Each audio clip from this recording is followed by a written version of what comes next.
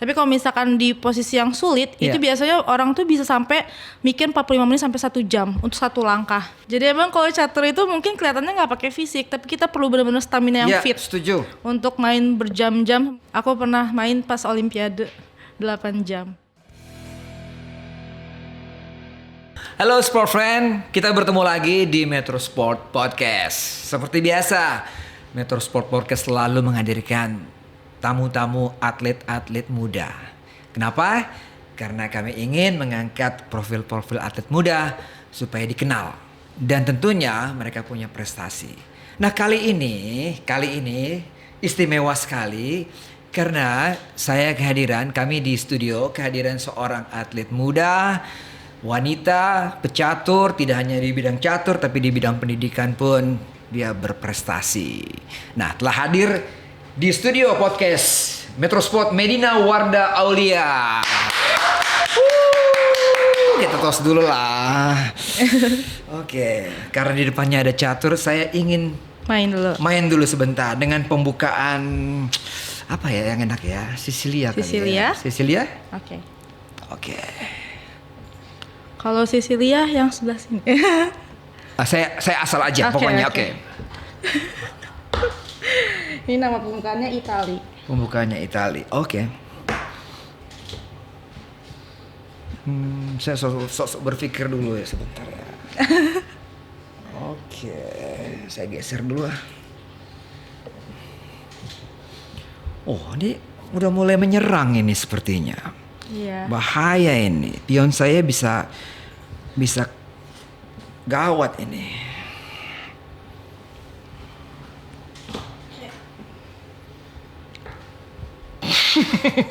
Saya geser sini. Agak aman. Balik lagi. Agak diusir. Oh, nggak bisa saya makan itu ya. Saya ancam kuda dulu ah.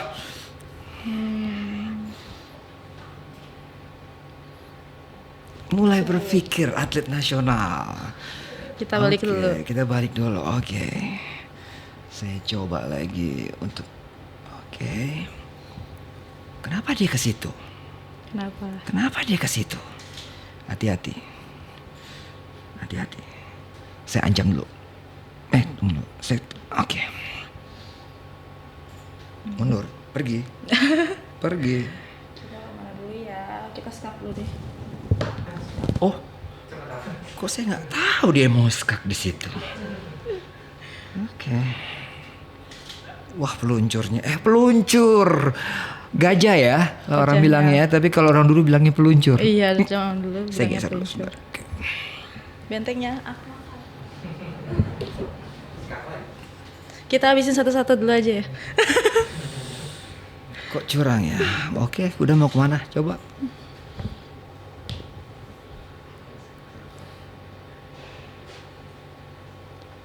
Kok bisa ke situ ya?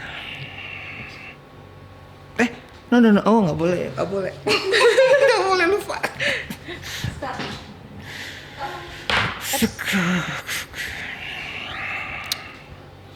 Sini mati.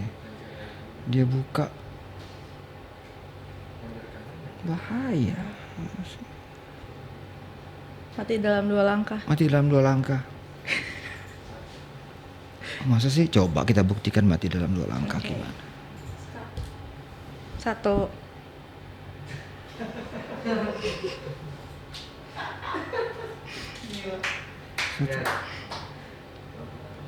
Only move-nya Raja G7. Coba semua. Waduh, kok terkurung.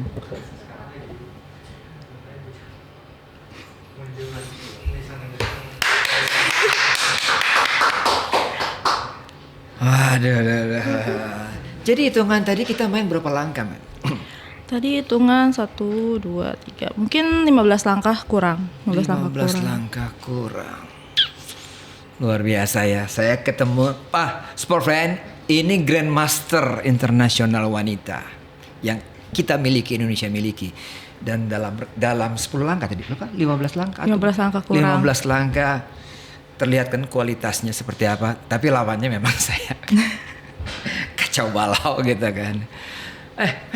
Apa kabar dirimu? Baik, Kak. Baik. Nah, sekarang sibuknya apa sih? Sekarang lagi sibuk latihan sama ngerjain tesis. Latihan ngerjain tesis. Latihan untuk apa? Untuk ada event apa? Latihan untuk November nanti akan ada Porda. Ya. Dan tahun depan akan ada Platnas Asian Games. Jadi fokus untuk Platnas Asian Games. Oh, jadi Asian Games ada catur ya? Ada catur. Akhirnya.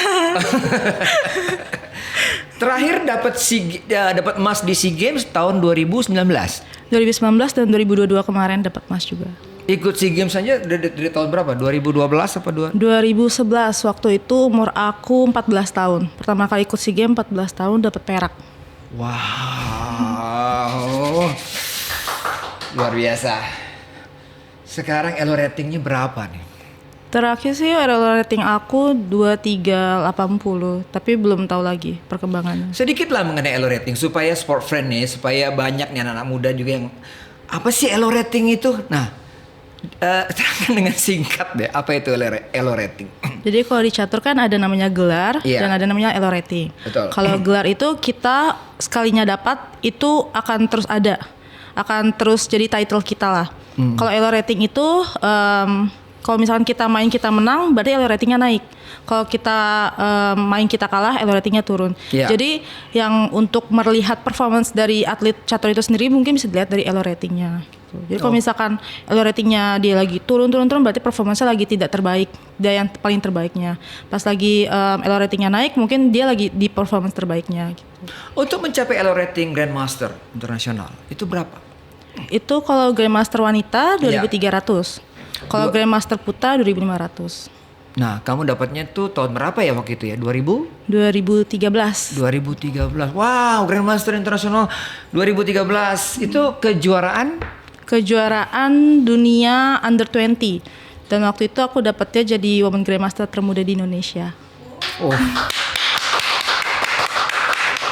Oke nih, ada tahapannya nih. Mungkin juga sport fan juga ingin tahu nih. Kalau pertama tuh master apa? FIDE bukan? Pertama master percasi. Master itu masih percasi. Tingkat nasional. Tingkat nasional. Yang kedua master nasional. Master nasional. Ya. Oke. Yang kedua ada master FIDE, itu udah tingkat internasional. Oh, FIDE itu internasional sudah. Internasional. Master internasional dan Grandmaster. Gitu. Grandmaster ujungnya nih Grandmaster internasional. Grandmaster. Seorang Grandmaster bisa turun jadi Master internasional nggak? Nggak bisa. Jadi kalau dia sudah ada di Grandmaster udah tetap Grandmaster. Jadi memang Women Grandmaster title tertinggi di putri. Oke. Setelah itu nggak ada lagi ya? Ada. Jadi kalau di aku sendiri kan sekarang gelarnya Grandmaster wanita dan International Master. Iya. Jadi di wanita memang udah tertinggi. Terus habis itu kalau wanita itu bisa mendapat gelar putra. Jadi aku gelar putranya sekarang Master Internasional. Oh. Satu langkah untuk menjadi Grandmaster putra gitu. Oh, jadi yang putri pun bisa mendapatkan gelar yang putra. Iya, betul. Tapi tetap elo ratingnya tadi standar dari yang sudah ditentukan itu. Iya, betul. Harus standar dari yang sudah ditentukan. Untuk mengejar itu berapa poin lagi harus kamu kejar itu? Grandmaster. Grandmaster sih memang masih panjang sih. Masih panjang ya? Karena sekarang kan elo rating aku aja 2380 ya. Yeah. Jadi untuk dapat Grandmaster harus 2500. Jadi itu emang harus banyak latihan lagi, tanding-tanding lagi gitu. Harus fokus benar-benar untuk pertandingan, paling utama sih mungkin pertandingan internasional seperti yang di Eropa mungkin yang bisa 3 bulan latihan tanding seperti itu. Untuk bisa dapetin Grandmaster harus benar fokus sih. Nah, sekarang kita masuk kepada apa itu catur, filosofi dari catur dan bagaimana melihat catur itu. Saya nggak mau tanya soal kapan dia lahir, kapan dia nggak. Kita mau fokus kepada catur saja ya. Mungkin ada 3 hal di sini. Ada middle, ada opening, ada middle dan ada ending ya. Iya. Nah, dari ketiga hal itu harus memang dikuasai oleh semua pecatur. Betul, harus dikuasai semuanya. Jadi gimana tuh? Kalau di opening tuh aku selalu nganggapnya kita itu seperti komputer. Jadi kita harus benar-benar tahu teori atau seperti matematika yang banyak variasinya dan kita harus tahu gimana sih ngadepin satu variasi ini dengan cara yang ini gitu, dengan langkah yang ini gitu. Kalau misalkan di opening, kalau di middle game kita harus seperti tukang sulap. Jadi kita harus menyulap langkah-langkah kita supaya strategi kita nih mungkin nggak ketahuan sama lawan dan akhirnya tapi kita bisa menang gitu, bisa unggul di posisi middle game. Kalau misalkan di end game ini kita harus seperti kayak mungkin akuntan. Jadi kita tuh harus mempraktekkan perhitungan-perhitungan yang tepat di end game ini dan juga prinsip-prinsip catur gitu. Jadi kalau misalkan di end game kita salah perhitungan lah satu langkah gitu, kita akan tergiring mungkin sampai langkah yang akhirnya kita kalah gitu. Oh, jadi opening, middle dan juga ending itu semua pecatur dia harus menguasai itu semua. Harus. Kita latihannya juga tiga babak itu setiap hari. Gimana cara latihannya? Coba terangin. Pas awal-awal biasanya tuh kita ada problem solving. Problem solving yang awal itu biasanya problem solving lebih kepada taktikal sama strategi. Jadi itu biasanya untuk lebih kepada bagaimana kreativitas kita atau pemikiran kita terhadap atau kepekaan kita terhadap suatu posisi. Apakah di posisi itu kita bisa mendapatkan keuntungan atau ada kayak kesempatan-kesempatan lain yang bisa bikin kita lebih unggul. Terus biasanya masuk ke siang kita mulai belajar yang namanya opening. Jadi kan kalau tadi middle ya, abis ini sekarang ke opening. Opening itu lebih ke kalau misalkan kita varian baru nih, ada varian baru kan. Kalau catur itu kayak lebih ilmu. Jadi kita ada teori-teori yang terus berkembang, varian-varian yang terus berkembang di pembukaan. Jadi kita selalu pelajarin teori-teori yang berkembang itu di opening. Terus kita diskusi sama pelatih, ini kalau misalkan ada varian yang baru ini kita menghadapinya gimana gitu. Lebih seperti itu. Dan kita biasanya tuh kalau misalkan pecatur itu harus mengetahui 15 langkah atau 20 sampai 20 langkah pertama di awal-awal opening. Jadi dengan varian tertentu kita harus tahu kita menghadapinya gimana gitu. Jadi 10 langkah awal yang tadi kita lakukan itu adalah opening. Kalau tadi sampai dengan kuda F6 dan H6 itu masih opening. Tapi kalau udah benteng ke F8 itu bukan opening lagi. Itu udah attacking namanya ya. Oke, ini menarik nih. Saya juga pengen curious banget, pengen tahu banyak mengenai catur ini. Nah, opening itu kan dulu kalau kita baca-baca ada opening Sicilia, ada apalagi Gambit Menteri, ya kan? Ada Gambit Scott, Prancis, segala macam. Apa yang membedakan dari cara membuka seperti begitu? Yang membedakan di opening itu lebih ke karakteristik. Jadi contoh pas tadi kita main, kita lawan E4, E5. Berarti waktu pas pertama kita E4, E5 ini kita memfokuskan strategi kita di sentral. Jadi nanti pas di middle game kita akan memperebutkan strategi di sentral. Gimana caranya buat di sentral kita itu lebih unggul. Dengan sentral kita lebih unggul nanti pastinya kita akan mendapat kelebihan materi-materi lainnya atau inisiatif untuk menyerang lainnya. Kalau misalkan di Sicilia itu lebih kepada attacking. Jadi kalau di Sicilia itu permainan itu lebih kepada hidup dan mati. Oh gitu. Iya, jadi yang cepat-cepatan mematikan raja lawan itu yang menang. Gitu. Kalau Prancis itu lebih kepada permainan strategi. Jadi lebih ke posisional nih, kita adu strategi siapa nih yang contoh ya, kayak menempatkan buahnya yang paling tepat, menempatkan strategi paling tepat, ide-idenya paling tepat, itu yang bakalan menang pasti. Medi sendiri paling suka atau paling sering melakukannya dalam turnamen-turnamen besar ataupun kejuaraan-kejuaraan besar itu pembukaan yang apa? Kalau aku emang lebih ke pemain posisional, jadi aku lebih mainnya Prancis. Dari pas pertama kali main catur sampai sekarang masih main Prancis. Agak pragmatis gitu ya. Jadi pelan-pelan nyusun buah. Terus nanti membuat lawan kita mungkin gak bisa bergerak. Terus lama-lama akhirnya dia berkorban materi. Terus akhirnya kita ngumpulin materi yang lainnya seperti itu. Jadi lebih benar-benar kayak kalau aku mainnya pelan-pelan gitu. Tapi kalau misalkan ada chance buat attack rajanya juga pasti akan aku manfaatin gitu. Jadi catur itu mengambil keputusan dalam waktu cepat itu sangat penting di situ. Iya, pengambilan keputusan.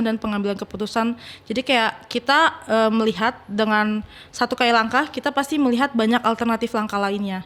Dan kita analisis yang mana sih yang paling baik dari langkah-langkah yang mungkin nanti lawan kita lakukan gitu. Dari langkah terbaik lawan, nanti kita analisis lagi apa sih langkah terbaik kita untuk melawan itu. Oke, itu opening. Sekarang middle. Middle ini yang paling krusial juga ya. Karena seringkali kalau kita sport fan, kalau ngomongin catur ada kata blunder. Betul nggak ya? Betul. Blunder, apa tuh? Dalam arti Indonesianya apa? Kesalahan? Kesalahan yang fatal. Kalau blunder itu benar-benar fatal sampai akhirnya kita dipastikan mungkin kalah gitu. Tapi ada blunder yang besar, ada blunder yang kecil juga sih. Tapi rata-rata kalau misalkan orang, iya aku blunder gitu, pasti itu blundernya blunder fatal gitu. Oke. Mei di sini bagaimana Kak dalam ketika masuk di tahap middle? Biasanya lebih konsentrasi kah, lebih tricky kah, atau melihat bagaimana lawan melakukan strateginya seperti apa? Yang paling pertama yang aku lakuin pas di middle game, aku menganalisa strategi apa yang sebenarnya lawan aku tuh pengen. Dia posisi terbaik lawan aku yang pengen itu seperti apa gitu. Pengen dia mungkin mempusatkan strateginya dia mungkin di sayap raja, sayap menteri atau sayap tengah gitu, di sentral. Terus yang kedua aku menganalisa juga apa sih strategi terbaik aku di posisi seperti ini gitu. Jadi mengingat lagi kayak prinsip-prinsip catur harus seperti apa dengan menghadapi posisi kayak ini. Contoh posisinya lagi close, lagi tertutup gitu. Berarti pas waktu di middle kita harus menyimpan kuda, karena kuda lebih baik di posisi tertutup. Kalau misalkan di posisi terbuka berarti kita harus lebih menyimpan gajah, karena gajah lebih diagonal lebih luas lah jangkauannya gitu. Terus yang kedua, apakah dengan langkah-langkah yang mereka lakukan itu satu demi satu, apa sih tujuan utamanya gitu. Tujuan utamanya mau kemana langkah lawan kita itu gitu. Kita analisa sampai akhirnya kita kayak punya conclusion, dia nih pengennya strateginya ke sini gitu. Pas kita udah tentuin strategi dia ke sini, kita mulai analisa apa sih langkah alternatif kita. Bagaimana kita cara menanggulangi langkah lawan, tapi juga kita bisa tetap melancarkan strategi kita gitu. Pernah melakukan blunder? Pernah, pasti pernah. Semua pecatur pasti pernah. Rasanya gimana? Blunder dan aduh kalah gue nih, gimana? Rasanya tuh kalau misalkan pastinya setiap pecatur kalau misalkan posisinya tiba-tiba blunder kayak pas mau tidur sampai kepikiran, bener-bener kayak kayak yang Queen's Gambit kepikiran di atap kayak itu kenapa sih aku langkahnya kayak gitu. Sampai yang kayak gitu. Jadi rata-rata kalau misalkan kita blunder tuh kita kayak aduh kenapa aku nggak ngelihat sih kayak gitu. Kenapa aku bisa salah perhitungan kayak gitu. Jadi ya blunder tapi sebenarnya wajar sih. Mungkin karena lebih kurang konsentrasi, stamina. Saat blunder apa yang dilakukan? Dalam yang waktu pertama, sekian detik atau mungkin diuber waktu juga. Iya, yang paling pertama harus mengontrol muka. Jangan sampai kita ketahuan kalau kita blunder. Jadi kita harus kayak tetap pede dengan langkah kita. Oh ya udah, kita nggak boleh kelihatan karena cool aja gitu ya. Pokoknya jangan sampai ketahuan. Jangan sampai ketahuan karena kalau misalkan ketahuan pas lawan kita, ih ada apa ini kok mukanya dia kok berubah gitu. Terus kayak dia langsung mikir, oh iya pasti jangan di blunder nih kayak gitu. Yang pertama harus mengontrol muka dan yang kedua tetap kayak menganalisa lagi mungkin ada pilihan-pilihan untuk menganalisis netralisasi mungkin kayak kekurangannya jadi mungkin lebih sedikit meminimalisir kesalahannya gitu. Kalau lawan yang blunder, ekspresi kita gimana? Kayak harus tetap biasa. Jangan yang excited banget gitu. Kalau aku sih lebih kayak gitu. Jadi kalau di catur itu lebih aku selalu diajarin sama pengurus aku sih waktu itu ya. Kayak di catur itu emosional tuh harus stabil pas main catur. Tidak boleh terlalu senang, tidak boleh terlalu lagi sedih gitu. Karena kalau misalkan terlalu senang mungkin nanti mainnya jadi kayak ya udahlah aku jalan ke sini aja attacking gitu. Kalau terlalu sedih jadi kayak mainnya mundur dari malah nggak ada inisiatifnya gitu. Jadi kalau di catur juga harus kontrol emosional sih. Gitu. Jadi penguasaan emosi, penguasaan diri itu juga sangat penting ya ketika bermain catur. Nah, di ending di mat biasanya buat catur semakin berkurang kan, saya nggak sempat makan tadi, kamu udah makan. Nah, di ending itu apa yang biasanya dilakukan? Benar-benar kalkulasi atau spekulasi bagi seorang pecatur ketika mungkin Priwira sama banyaknya cuma menang di unggul di pion seperti gitu? Biasanya kalau misalkan di ending kan kita juga belajar ending ya. Iya. Contoh misalkan lagi ending benteng, kita Iya. lagi mungkin jadinya kita kalah pion gitu.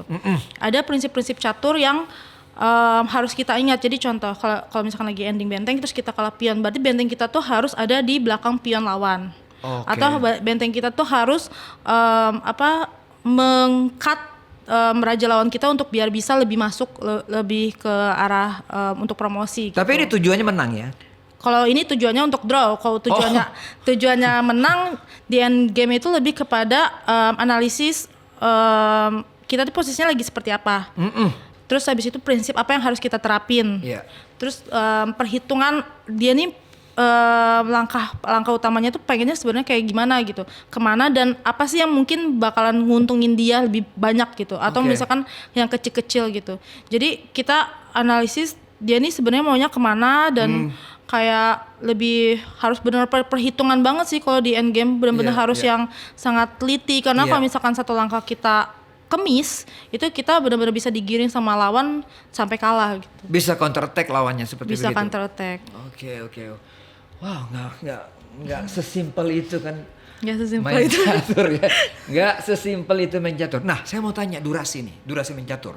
Kalau dulu nih kita lihat bisa berjam-jam. Kamu paling lama berapa jam main catur? 8 bertanding? jam. Serius 8 jam? Serius 8 jam. Aku pernah main pas Olimpiade 8 jam. 8 jam di depan ini nih, di depan. Iya, di depan catur. Jadi emang kalau catur itu mungkin kelihatannya nggak pakai fisik, tapi kita perlu benar-benar stamina yang fit. Setuju. Untuk main berjam-jam, mungkin sampai 8 jam. Terus biasanya kan sebelum tanding kita juga preparasi ya. Preparasi itu sampai 3 jam. Jadi dan itu dilakuin selama 2 minggu. Biasanya kan babaknya itu 11 babak atau 13 babak, itu dilakuin selama 2 minggu itu kita harus benar-benar teratur makan, preparasi, tanding sampai lama. Terus tanya nih, 8 jam. Kalau kita hitung nih, kita bagi-bagi deh. Untuk menggerakkan satu bidak atau satu itu memerlukan waktu berapa menit? Itu sebenarnya tergantung. Kalau misalkan udah ada langkah-langkah. Ini kita bicara 8 jam kayak tadi. Iya, langkah-langkah yang pasti itu pasti mungkin ada 1 menit, 5 menit gitu. Tapi kalau misalkan di posisi yang sulit, itu biasanya orang tuh bisa sampai mikir 45 menit sampai 1 jam untuk satu langkah. Kadang pecatur itu suka keasikan mikir sampai kita lupa gitu. Kayak kita keasikan kayak, aduh ini kalau misalkan ini gimana ya, ini gimana ya, strateginya gimana, sampai kita keasikan mikir. Gak sadar tiba-tiba udah 1 jam aja kita mikir. Kalau lawanmu butuh waktu 1 jam misalnya, kamu ngapain jadinya tuh? Biasanya kalau aku sering tuh lawanku sampai 1 jam mikir. Jadi aku biasanya mungkin ke restroom dulu, terus habis itu aku ambil air putih dulu, ambil snack dulu. Terus misalkan kalau aku udah ke tempat duduknya, terus lawan aku belum jalan, mungkin aku jalan-jalan lagi ngeliatin partai-partai yang lain. Usaha sih mungkin lebih berdiri untuk jalan-jalan gitu, untuk lebih relax, stretching gitu-gitu ya. Kayak gitu. Nah kalau nggak 8 jam bener-bener duduk kayak capek juga karena pegel. Tapi nggak boleh tegur lawan. Nggak boleh, kita nggak boleh ngomong, nggak boleh ngomong. Sama pelatih pun nggak boleh ngomong.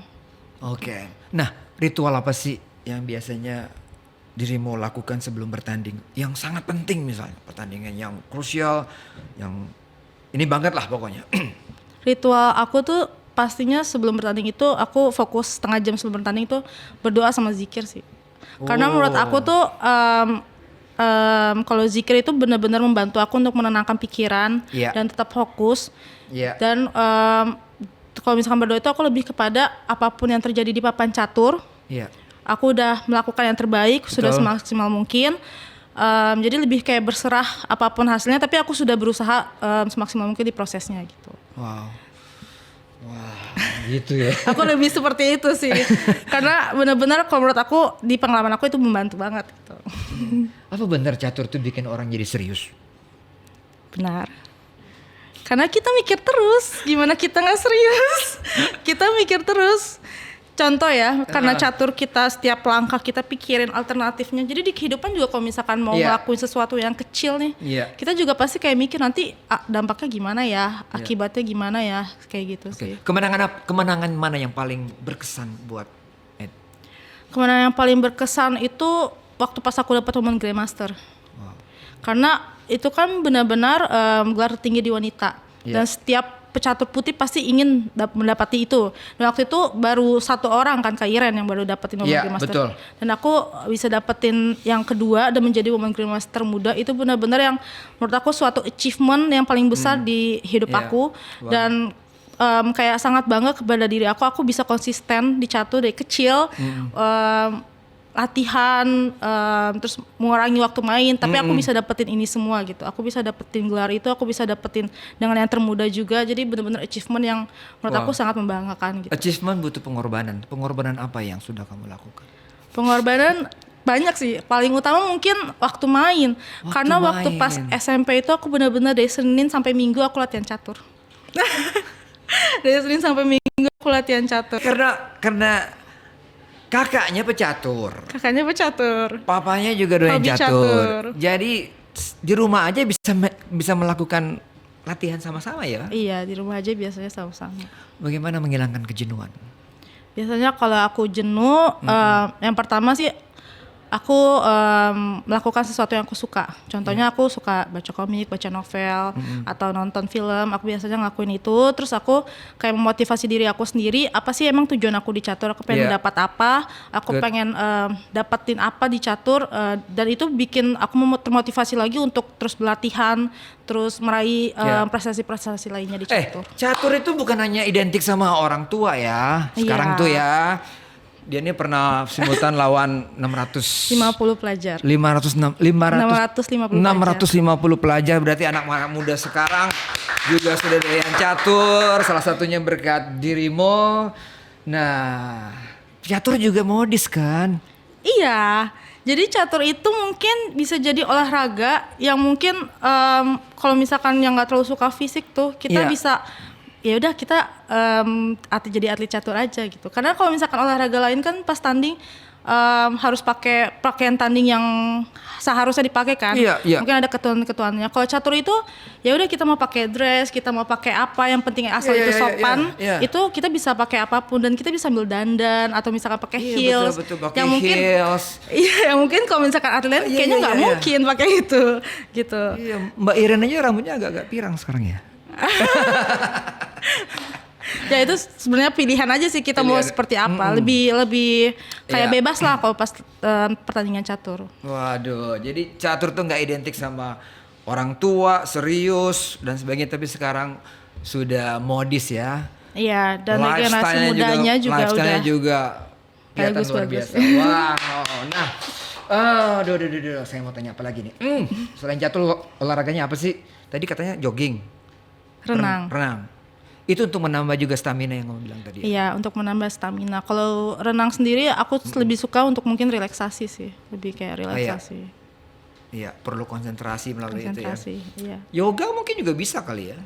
Iya, yoga mungkin bisa, tapi ya pilihan masing-masing sebenarnya. Loh, sekarang lagi pelatnas, sedang pelatnas atau mau akan pelatnas? Mau akan pelatnas. Untuk persiapan Asian Games. Kejuaraan dunia kapan? Kejuaraan dunia catur kemarin udah sih tahun 2020, nanti akan ada lagi mungkin 2 tahun atau tahun depan lagi. Oke. Nah, bagi adik-adik atau siapapun yang muda-muda pengen juga seperti dirimu, ya kan?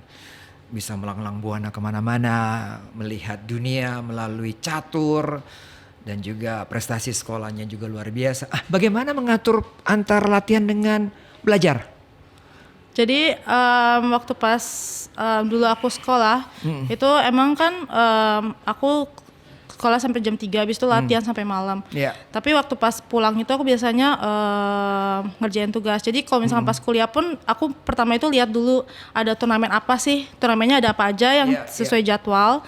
Terus biasanya kan kalau aku di sekolah itu aku mulai rangkum-rangkum. Jadi kalau misalkan aku nanti pas lagi ujian aku tinggal baca-baca aja, udah sedikit udah langsung bisa gitu. Jadi lebih kayak gitu. Aku lihat jadwal sekolah, jadwal pertandingan seperti apa, terus aku menyesuaikan diri, mulai nyicil-nyicil gimana cara bisa dua-duanya gitu. Tapi paling utamain tetap pertandingan catur gitu. Wow. Sekarang ini Matt kuliah di Universitas Indonesia, ngambil pasca sarjana ya. Iya. Jurusan Kebijakan publik. kebijakan publik. Tesisnya juga terkait sama olahraga. Kebijakan olahraga. Oke, kita doakan supaya segala sesuatunya boleh berjalan dengan lancar. Amin. Tesisnya secepatnya jadi Amin. dan gelar juga dapat. Thank you ya buat Thank you, Kak. thank you semuanya buat kehadiran Anda di sini. Kita doakan supaya Asian Games nanti juga bisa berhasil dan juga ada kejuaraan-kejuaraan lainnya ya. Ya, amin. Oke, kita mau quick question dulu nih. Ada quick question ternyata nih, Mat. Ya, pertanyaan cepat dan harus dijawab dengan cepat.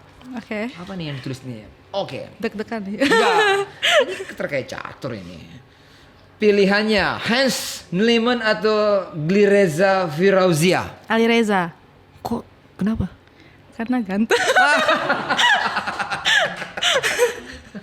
Karena ganteng. dan dia termasuk salah satu pecatur muda yang nantinya juga kayak orang-orang pasti prediksi bisa jadi Magnus Carlsen. Wah. Iran ya? Iran. Oke, kedua. Anak muda nih. Bakso atau somai? Bakso. Bakso. Jogging atau berenang? Berenang.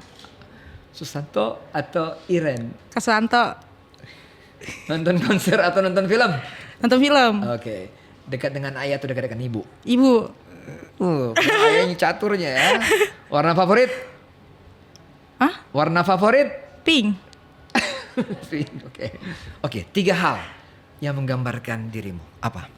Pekerja keras. Pekerja keras, Pantang menyerah. pantang menyerah, Kuat mental. Mungkin ya. mental. Pecatur banget. Sekali lagi ya, thank you banyak udah hadir di sini. Sukses selalu.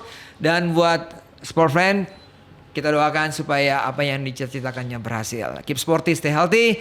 God bless you all. Terima kasih.